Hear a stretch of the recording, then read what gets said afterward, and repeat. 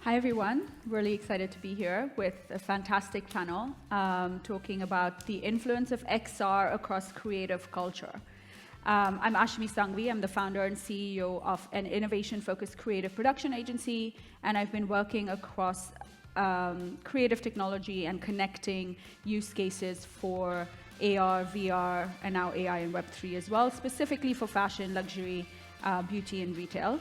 And I'm joined by a fantastic panel here who are very diverse in their disciplines and their backgrounds, as well with a wealth of experience that they bring. So I will let them all introduce themselves. Hi everyone, thank you Ashumi and thank you for having us. I'm Lili, I'm the founder of Genera. You will see some information about that later. We're a startup. In terms of my background, I come from science and fashion. I actually worked for quite a few fashion companies, and then I decided to become a digital expert, as you do, to help brands, individuals of academic lecturing and researching, and that led me to founding a company that builds new platforms for non-technical users. It's really exciting to be here. Hello, everybody. I'm Samantha, whatever you prefer, Tauber, but I'm also known as this alter ego character called Vinci.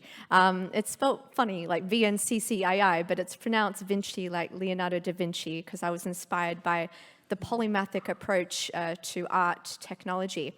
And it was in 2018, I created this character called Vinci, who is a fictional, super sentient AI superheroine intergalactic being from the future. So that was a place to start, right? And then from there, I started, I forgot to mention I'm a music artist as well, creating all the assets and content in Unreal Game Engine and bringing this character to life using motion capture and all forms of technology, AR, mixed reality shows and beyond. And since then, I've expanded beyond Vinci. She's kind of like the Luke Skywalker of a larger universe. And so I love storytelling and world building. And so I've been actively working towards building this world and this franchise beyond Vinci. And I'll talk about it later. Hello, everyone. My name is Dmitry Kornilov. I'm CEO and co-founder of FaceMe. We create AR filters, AR mirrors, and semi-digital and digital clothing for world-renowned brands. And my key goal is to look at technology beyond technology, explain it in simple terms, and also focus on bringing value for business and for audiences. So I'm gonna be pretty much really rational about what I will speak about. Thank you. That's great. And I think, you know, we always, some of these genres are becoming you know, quite new as well. Like, for example, digital fashion has really kind of really come to the limelight now. And I want to actually talk about, you know, Dima, to your point, and maybe I'll go into like specific questions to each of you. And Dima, to your point, you know, what are really these main use cases for digital fashion where we can see this clear value that you talk about? Yes, thank you. So let's jump. Yeah. So I know the question was about digital fashion, but when I started to think about it, understood that actually we can answer it even more globally, and we can speak about what are the main XR use cases and how what impact do they make on various industries. And I was thinking like about how can I describe so many cases in just one slide, and I understood that in reality, XR is a technology that allows us to switch from one-way communication where brands just show us the information in form of banners, video, big boards, TV, YouTube, etc., to a two-way communication with the audience. And I collected some examples that showcase that this principle works across various industries. So first, we have this TikTok filter that we created for LGBT Tech Association. If you can click, it will probably launch the video. So this filter shows what pride flag are you, and it generated more than 100 million impressions on TikTok. And recently we also won an award for this case, simply because with the help of this fun TikTok filter, we were able to communicate different types of pride, of LGBT members, community members. Then second examples is the case that we've did for Bershka. Yeah, sorry, like videos, maybe you should click a bit more. Yeah, they launch like one at a time. So second case shows how XR can influence fashion. We recently created semi-digital clothing collection for Bershka, which and added augmented reality layer to their physical clothing. But the main thing is that we were also able to showcase this offline. We added simply iPads in front of the clothing items in store, and it already gives a completely different context. It shows something different. It invites store visitors to participate in some interactivity. And third use case is for which we did for Prada. We created for them series of AR mirrors that allows people to visualize how different fragrances could look like and make a decision about the purchase. And all these examples, they show three principles. First is that XR is working for various industries. Second is that it allows to create actual engagement and build and create personalized experience. And third, and most important thing, is that it works online and offline. So it is not an innovation for targeted activation. It's something that we should already accept as a new mass market instrument that should be used for overall communication. Yeah, and I think you bring up such valid points because it is also about the experience and how people can actually use this. Because a lot of times I hear, well, digital fashion or, interacting with these digital experiences for brands is great, but where can we do this? And as you've rightly pointed out, you can do this, of course, as you've shown with your use cases across platform and across industry. And now, Lili, I want to actually come to you because you mentioned something about, developing something that your platform, which is a no-code solution that allows people to be able to engage with this. So maybe we can talk a little bit more about how do we really drive adoption and scale? Absolutely. I mean, these are amazing examples, Dima, but I always wonder, my goal is to help digital technologies go a bit beyond engagement and marketing, but eventually show brands that digital-only products are also a great way to monetize on. Obviously, there are lots of collaboration between lifestyle brands like fashion, music and arts, and games already. But I think that besides the business players, the users themselves are looking for ways where they can engage more than just interactions, but creativity. So user-generated content, I think, is key in mass adoption of these technologies and these experiences, and for that we need new platforms. When I was lecturing at a number of universities, I'm the one who brings students 15 different software. So this you use for production, this you use for modeling, this one is for rendering, and then they suddenly cry. I've seen quite a few students cry, actually, which was a bit sad, but they are overwhelmed by the amount of information they need to understand, the skills they need to acquire to use a software. Obviously, it's great once you have that. But I personally think that there are lots of use cases where you don't necessarily need that precise skills. Glow 3D is one of the wonderful industry standard creation tools for outfits, but actually it's designed such in a precise way that for physical manufacturing, it's a great tool. But when you look at gaming outfits, for example, or AR filters, we don't need that type of precision or digital production. So Genera, my company, is one of the first ones where we're trying to bring a creation and digital outfit customization to the masses. It has been really interesting to see the early adoption. We launched in April, and I'm a very young company here, but honestly, the reaction and the reception from users, universities, and even businesses is really exciting because people welcome something that they understand, they can relate to, and they can use it. If they feel like they're adding value and getting value, I think that's the way how we can really accelerate mass adoption. So the interesting thing about this is, while we are completely user-driven and we build the platform to answer the user's needs, it's also important to kind of tap into businesses. So for example, right now we are integrating with avatar platforms because basically everywhere where you have an avatar, or even in AR, you need an outfit. And I think the most exciting part is to open the eyes of the businesses that if they let users in early on in the creation process and they co-create, that's also going to be a way to really accelerate adoption. We need to be collaborative and we need to share these experiences. So again, new platforms are needed. I think that's going to accelerate a lot. So can I actually ask how, if they are creating the outfits on the platform itself, then as a user, you're able to download the 3D files and be able to use them across any other platform? That would be the dream. And the second part, the first not. So I have seen people trying to open zip files and they get very overwhelmed already. So I don't personally believe in handing the user a 3D file, even if it's ready for a certain platform. What my mission is to connect users in the most seamless, beautiful user flow. It's not always possible, but we are building bridges towards platforms. So that's why it's incredibly nice to be at the early stages of this whole landscape, because platforms are open to collaborate. Actually, one of the avatar companies who's official partner for this conference, they have built some steps towards us and we have built some steps towards them. So even though there's just one tiny file handling issue, as in the user will touch the file, but the user does not need to know what that file does, and they will never have to think about, that technical pipeline, how do I upload my outfits and optimize them? No.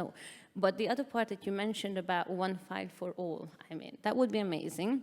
So for example, the VRM file format, I don't remember what the shortening stands for, but that's a very interesting initiative between platforms. But we looked into it recently. We could totally generate that file format. Again, you don't have to know what that file is, as long as you know where to plug it in, or maybe you just drag and drop it. Again, a simple user interaction. But at the moment, that file format is only adopted by very small platforms, and it's still very early stage. So I think when we will achieve even a bigger reach is when also technology aligns a bit more between platforms, and that's not now. So I'm very eager to see that day. It's coming. Great, thank you for sharing. And Sam, I'm going to come to you now because, we obviously, fashion is always is a great form of self-expression, and the idea of actually using XR digital outfits or wearables obviously signals who you are in many multi-verses or metaverses. So maybe we can talk a little bit more about digital identity and the role that plays when creating these multi metaverse experiences. And maybe you can tell us a little bit more about your digital avatar, Vinci.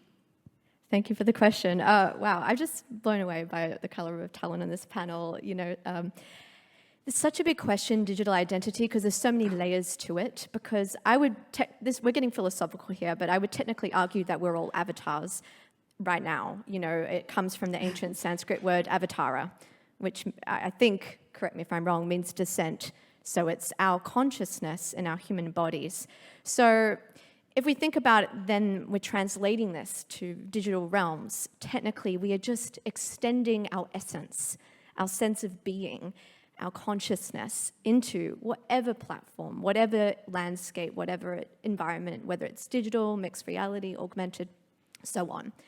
But as a creative, because we're all creatives here, and I believe everyone's creative, it creates this sandbox for the imagination, right? To defy physics and embrace your essence and decide how you want to be seen and how you want to portray your essence in all these different environments. So with the Vinci project, I relate to the spirit of being a warrior, a superheroine. And so as a storyteller, this is like a complete sandbox, as I was saying earlier, for creativity. So I made the decision to create this 6-foot-tall Amazonian cyborg warrior. She has pink hair, pink glasses, and I've stuck with it for brand memorability, because that's what they do, with the characters that you recognize in your favorite Pixar stories. So that was my strategy. And I would then bring it to Unreal Game Engine, and I would put my music to it and create different storylines and try and create this multi-dimensional being. And what I love about music, like fashion, is it's another form of self-expression. And music, to me, is the universal language. Doesn't matter where we're from, cross boundaries, we can communicate some sort of emotion. And I do have some videos here to share with you. I'm not sure how we'll translate on the audio system, but do we want to play?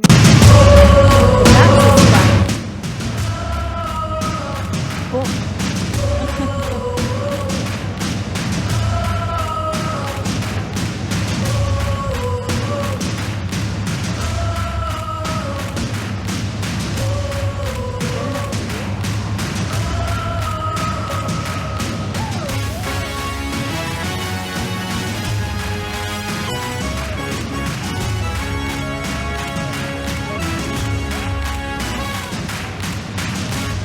made it during lockdown.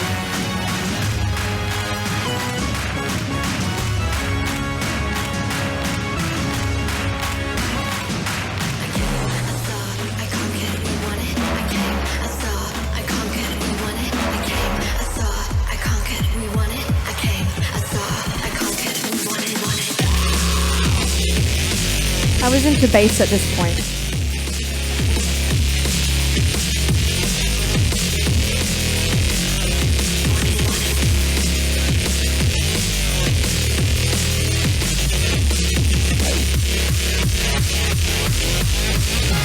We can pause now.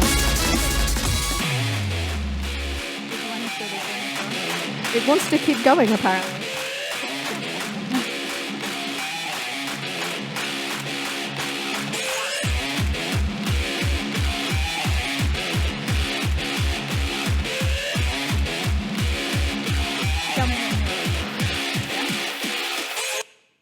Okay. Great. So that was an intense song, but if we go back a slide, if we don't mind going back one, that second video we can play now. It's a bit more, it's a drum and bass song, Oh, but sorry. I don't think it's going to play. It's not Okay. going to play, sorry. that's all right. Well, it's on my YouTube, and then if we go to this slide and play that video up the top, I'll talk about it after we play it, if we can get to that. It's in a different audio. Okay. That's steady. Well, there's audio, but I'm going to talk to the video. So this is another way of communicating this being, Vinci. I created this vodcast show called Future Humans, and I really wanted to take it to the next level of how do I, as a non-traditional animator, animate, which comes from the whole animism word origin, this being. And so I was experimenting with indie motion capture and real time from the Unreal Game Engine environment. So Vinci has her own music studio, and so I've connected all my actual controllers from my studio to this this VR environment. And I would bring in guests that were different futurists and thinking about the future of humanity and where we can go as a species, especially with this rapid acceleration in AI and technology. And so this is Teddy Pahaglia, actually, who was one of the guests on the show, and he was talking actually in this episode about avatars. And so that was another way of bringing, expression into these digital realms. And so what I love about all of us on this panel here, and where the cross-pollination is the democratization of technology. That's where we're at as creators, and we're dissolving that wall between the brand, the creator, and the consumer and user. And there was this term that I loved by Zoe Scarman, and she called it the multiplayer brand, and she did this fantastic keynote about it. And it was this concept, this theory, that you have a brand and an identity, but that is not closed, and you can make it open, iterative, as a blueprint to bring in all the different consumers, so they are no longer passive consumers, but active co-creators with you. And so we're seeing that with social AR, with fashion, and all of these different industries. Now, in the era of storytelling, this is where I'm applying it, I'm thinking beyond the character of Vinci, and in this universe, you could become an avatar and an active player and an active identity in this franchise, in this story. And so whether we're deploying technologies like Web3 and the blockchain for ownership of these digital assets, or we're having these multimedia experiences, no longer are you just passively consuming it, but you're actively co-creating and building the story and the narrative together. And so I have a novel, and it's based 500 years in the future, and that is the first blueprint for what then becomes an open ecosystem. And this is really exciting because this is where I see the future of storytelling and entertainment. And we saw the MSG Sphere in Vegas and where we're taking it. And so with the Vinci project, I've been doing these immersive live stage shows and, telling a story. I'd be performing live as myself on stage. Sometimes I would wear motion capture systems. It's a great technology called Move AI, where you no longer need to have hardware suits. And using programs like Unreal Engine and Disguise Designer, I can map my stage shows with these LED screens, right? And have render stream and actively, become this being as well on the screens in these environments. But where I'd love to see it take and go with the future of music shows is no longer you're just sitting there in the audience, but whether it's generative AI or you're actively an avatar in the story, you are influencing live these music shows, immersive in real time. And I can see that's where it's going to go with the MSG sphere. And it's such a pleasure to be part of this, I call, creator economy. Yeah, of course. Yeah. So one question. So from what I heard, I understand that with the help of like virtual technologies, virtual avatars, basically we now have a capability to become a blogger, an artist, or any other type of storyteller, journalist, but without any physical limitation or technical limitations.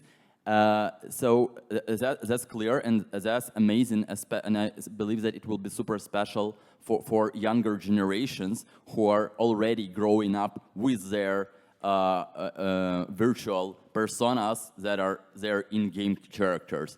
I believe all of you know that younger kids are super serious about their game characters.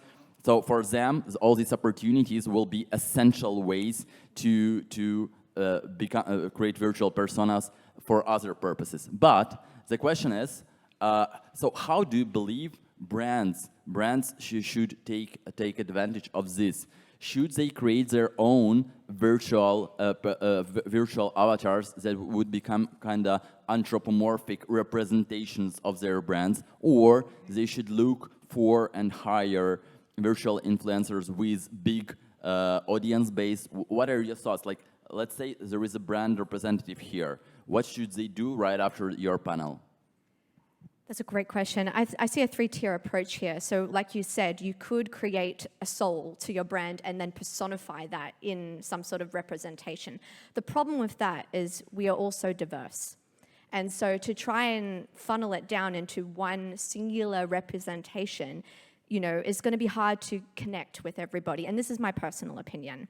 The other way, the second tier approach, like you mentioned, is to partner with virtual influencers. And I think that's great for brand extension because then you're cross-pollinating audiences. And that's a tried, tested, well done, strategy. It's always worked in Web 2 as well. So we're just extending this to all the forms of technology. Now, the interesting one, the third tier approach, is actively bringing in the audience, the fans, the community to become their own essence and avatar representations. And so when we talk about digital identity, as I said, we're all avatars, but we can have multiple digital representations. So if you're into, let's say, a brand like Nike, you might have a certain sort of essence and digital representation that's pertinent to that brand. And then you can co-create with Nike and become a micro-influencer in that ecosystem. And so to me, that makes the most logical sense. And if I was a brand like Nike, I would be doing that. And we saw that with Swoosh as well.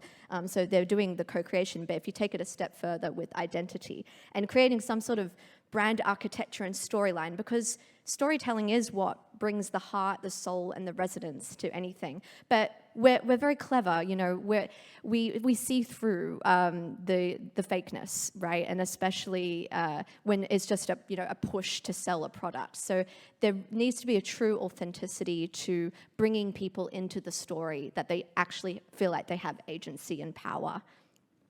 It's interesting that you mentioned Nike, actually, because, of course, they've acquired Artifact, which is a digitally native platform. And Artifact actually have the clones, which is their PFP collection, which a lot of people, of course, use as their digital identities. And actually, what we haven't seen, which I truly believe is a huge next wave of digital identities and avatars coming, is the use of these digital identities from the PFP collections and utilizing that IP across platform, using XR, using avatars, using digital creators, really extend into the brand universe with that as well. So that's definitely very interesting because they come with essentially their own micro communities inbuilt to those brands. Yeah, brands are becoming like more of a modular, open, iterative sort of ecosystem rather than what it was before, which was closed and non-modular. The other thing I forgot to mention with identity earlier, which is still quite important to the conversation, is AI.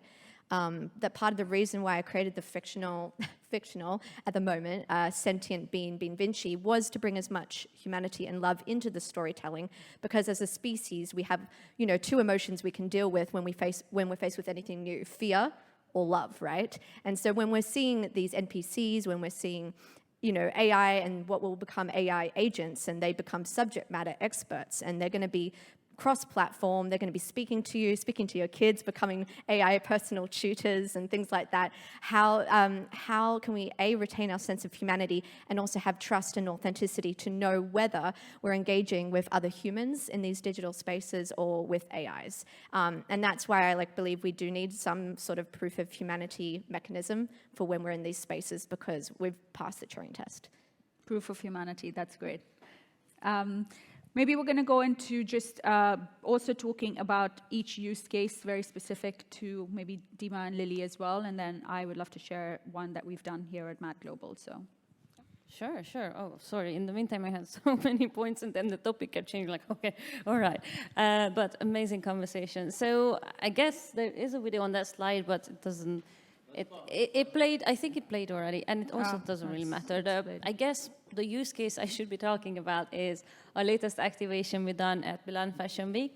For me, it's really important to work with emerging designers because, well, one, they are very experimental and flexible, and bigger brands, I know some of you are in the room, so please prove me wrong, but I found that bigger brands are a bit hesitant when it comes to really experimental or new technology, or especially something that risks their brand identity. Co-creation is definitely a risky one. I understand it, because as a brand, you want to control, you know, most part of the product experience from the user side, but I think that's where brands need to take a leap of faith, and it's already happening. We're talking about modular brand presence, which I'm really enjoying, all the collaborations. So in this activation, we actually worked with 5 physical designers. It's funny, I need to say physical because, you know, naturally we would understand them being physical fashion designers, but in my word, I need to add that. And they come from all kinds of underrepresented, really exciting backgrounds, very inspiring designers. And we digitized their outfits. We broke them into pieces, literally, and then we let the bird to, you know, co-create it on our platform. And what I really enjoy when we do collections like this is the process of how the designers, starting from a certain perspective on this whole digital field, let alone co-creation, change their perception throughout we work with them. I used to design digital collections as well, and once a huge game company acquired my collection, and they had to transform the high quality pieces I built into their game ready assets. And at that time, I was like, take it, just take it, of course, pay me, take it. But they kind of didn't really communicate with me in the process when they were optimizing the assets. And after 2 months, they kind of showed me the final goal and final result and the promotional materials, and I was like, oh, okay. You know, like as a young designer, digital designer, I was like, this is really different than how my original collection looks. And it's fine, I understand the technology, but as a designer, you have that vision and you want to carry that through. So when we work with designers, be it a brand or emerging designers, we take really good care of communications, feedback. And because of this really intense communication with them, I can firsthand see how they're opening up and understanding not just why it's good to enter the digital space and find new ways of connecting with their audience or even build new audiences, but the extra bit of co-creation. One example was one of them said, so the users will only be able to use like 2 fabrics on this outfit, right? Like just my fabrics. I'm like, sure, we will make it happen. But then we actually we showed them an experimental version and they said, you know what, just let them use anything they want. And that change in attitude, it meant so much to me because that's proof that people who are focusing a lot on their design universe, they can evolve and they can become also collaborative. So this is all about collaboration and seeing the value in joining creativity and creating shared ownership. I think that's, again, another thing where we are going towards. So that's my use case. Great. Dima, will you get into yours? So the question here was, can you share specific examples of your work and process you used to create it? And apart from this, I also want to speak a bit about the approach for work, and I want to speak about two key points. So first key point is that there's been a lot of talks about the future spatial computers, blockchain, decentralization, Web3, Web4, etc. And then it felt like the future, like some completely different future is almost here. Like it will happen just now. But the reality is that the Vision Pro project, also the project that Meta is building, Quest Pro, is something that has a timeline of 5 to 10 years, which means that nothing will change next year, year after, year after. So one important thing, when we hear about all this future stuff that will be completely different, we need to acknowledge that, yeah, they're coming, but they're not coming now. And this year and next year, we will live in the reality which we actually have. And within this reality, one important thing, for example, is that we still live offline. We have a lot of experiences offline, and when it comes to innovations, we need to not just focus on, for some weird reasons, most of the innovative projects, they're always launched online, and like offline is ignored. So the first point I want to communicate or highlight is we need to get back to thinking about offline as well. And when we create innovative projects with clients, we need to think as they think, and they always think cross-platform. They always think about cross-platform communication system, and in order to bring value, make our innovations work, we need to launch from both parts. And second thing that I want to communicate is honesty. Honesty in work. Because as tech people, we're often really in love with our technology, and we often tell clients how we want technology to work, and not how it actually works. And as a result, we receive false expectations from clients. They receive 0 results, and they never work with us. So it ruins the trust, it ruins the relations, and it also ruins the market, because of the everyone who sold Metaverse last year, we're not getting trust from clients this year, and every time they hear about something new and cool, they question us, they're suspicious. So I wanted to show one example of approach, of these two approaches that I just thought about. So if you will press play, we received, so there is a client. No, it's going to switch. It's playing okay, so there is a client called Maybelline Beauty products, and they were launching new mascara, like thin for eyes. And sorry, I'm not good at this thing. So and they approached us and they said, we're launching this really cool 3D mascara. Like it was, we have this creative idea around metaverse and avatars. Like it's so big that it's virtual, and they told us we need to build a metaverse for this. We have a huge budget, build us the metaverse. Specifically, they wanted a spatial experience. So what I told them, and I was honest, I told them that this will not work because people don't spend time in spatial. Also, because there is zero information about the brand cases in spatial on the internet. You can Google them.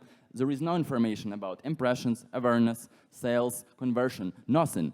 Everyone launched, and then like no traction, no results, and no one like kept doing it. So I told them this will not work, and we will not do it even for the budget. But then I thought, okay, but what can we do to communicate it? And we've been experimenting a lot with AR mirrors. We saw, by the way, how do we started to work with AR mirrors? We simply saw that people love them. We simply installed one AR mirror, and we saw that people interact with AR mirrors without us promoting it, selling it. Like we didn't invite anyone. People see their face and they're triggered. they just go there and they stare at it. So we were doing these AR mirrors. We did a lot of them this year, and then I figured, okay, we found the way to do AR mirror of any size, and I thought we should do AR mirrors so big that it will be like a building size. And we found one building that was with this video advertising banners, and we managed to connect AR filter experience to this huge video big board.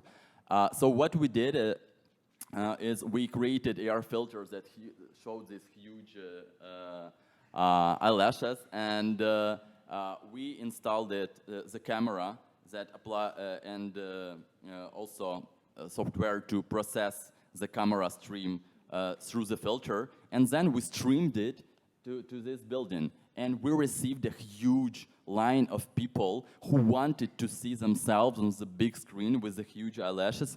We received a ton of free press, and yeah, it worked perfectly. So to sum up about the process always starts with honesty and also with understanding of client goals. What do they want to have? Then we offer ideas, then we develop them, and then apart from the fact that we launch them, we also analyze results, and then that's the way we evolve and get to the next project. That's great. And I think you raised a really important point about the honesty, because sharing how things are really done and what the brands should be doing is important, because it then does also help the rest of the market, and it doesn't allow for there to be any misconceptions, because a lot of times on the agency side and a lot of the production work we do, we often hear from brands why they don't want to engage in something, because we've heard it also a lot of times ourselves, the metaverse is dead, or NFTs are dead, or digital fashion doesn't exist because there's no use cases. And as we've shared, there's plenty of use cases. It's just about the application of that across industry. So I'm just going to quickly go into, I know we're going to be short on time and I want to leave some time for questions, but I want to quickly also share a use case that we have done as a beta app, which we produced at Mad Global. We did this in 2020, which was really the start of the pandemic, and there was this huge there was a lot of chaos and confusion. A lot of the brands that we were working with didn't really know how they were going to be able to showcase their new collections. All the fashion shows had been cancelled. And we were also working, of course, with a lot of international titles like Vogue and Condé Nast and a lot of international titles who couldn't really then produce any of the advertising or editorial shoots. So this is really in response to how would a brand approach an XR project, and how would they actually produce something? And we really tried to completely design something that made it very natural to what they were doing and how they would approach it if they were shooting a lookbook, for example, or if they were shooting an editorial or an advertising campaign, or if they were producing a fashion show. So we actually produced 6 brands that we worked with, including Pangaya. I'm sure some of you recognize some of these brands here. Pangaya, Burberry, J.W. Anderson's collaboration with Moncler, as well as Versace and Balenciaga. And we really just mood boarded the whole thing. And then we took, we really approached it as we would a normal photo shoot or a normal ad campaign. We did a casting for the models. And then we took all the models into a photogrammetry studio, as you can see here. And this one specifically had, I think it was a 126 cross-camera rig setup. And then we, of course, got all of these amazing, beautiful 3D models that we then optimized and put into AR, built on Unity. And we showcased these experiences really to be able to deploy anywhere. And one of the most important things, I think, through this process for the brands to understand was that there are ways to be able to showcase fashion experiences that are very high fidelity and also have low latency and very lightweight in terms of how you can switch from experiences and really allowing people to walk into the brand's world from anywhere that they are.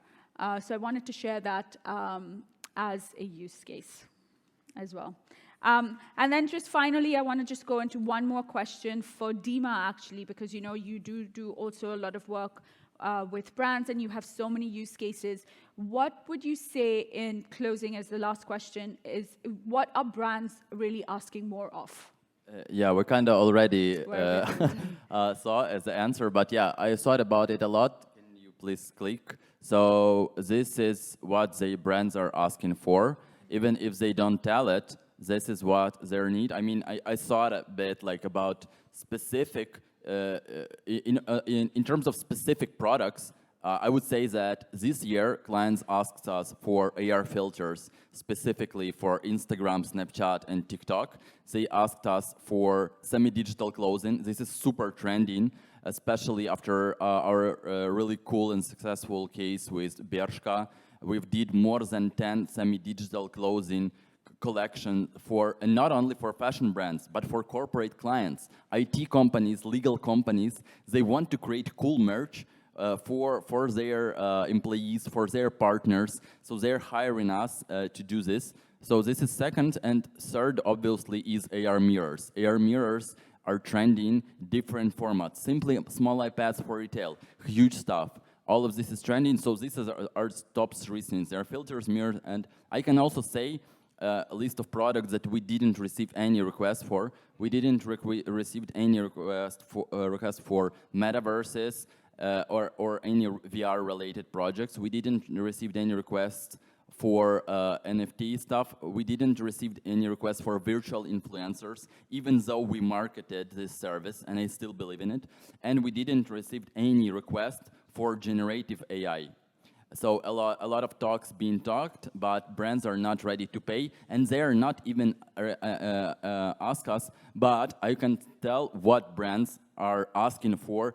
In the end, 100%. They ask for performance. So if you will give them a concrete example of how this or this product worked for someone else in the industry, this would be a good first step to make the project work.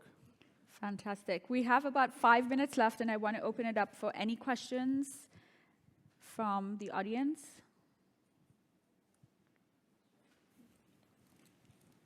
Sorry. Hello.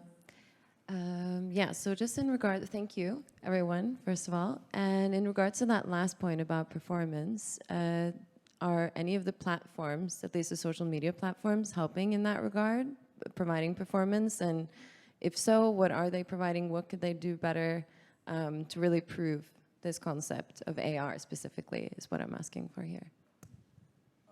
Yeah, I will answer super briefly. So TikTok, Snapchat, and Instagram, they provide a deep analytics about engagement in their effects.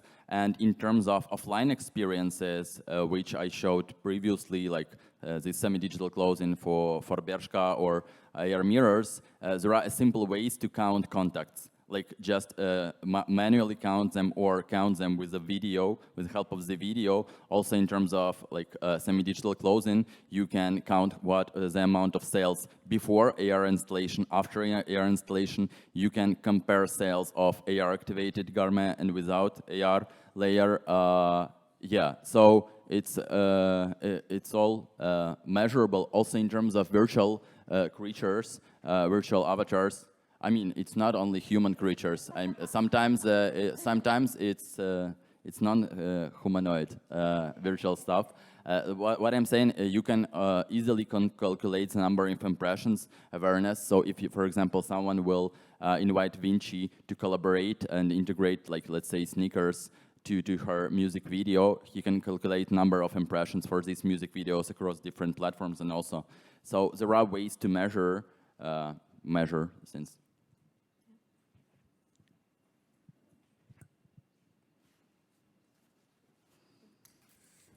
Thanks very much.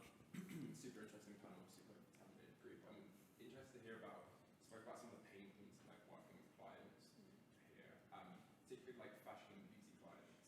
I understand that maybe there's not just like brand protection, this idea of maybe cannibalizing on their traditional output looks like. It's quite early to see like young consumers, particularly like those in the gaming industry, being very touched to that coming to a point where like younger demographics will be primarily more attracted to things like digital PC, digital fashion? I didn't. Will there be a switching point for brands where people are primarily physical? I just want to chip in on the generation point. So I'm sure all of us on this panel looked a lot at market statistics on what does Gen Z do, what does Gen Alpha do.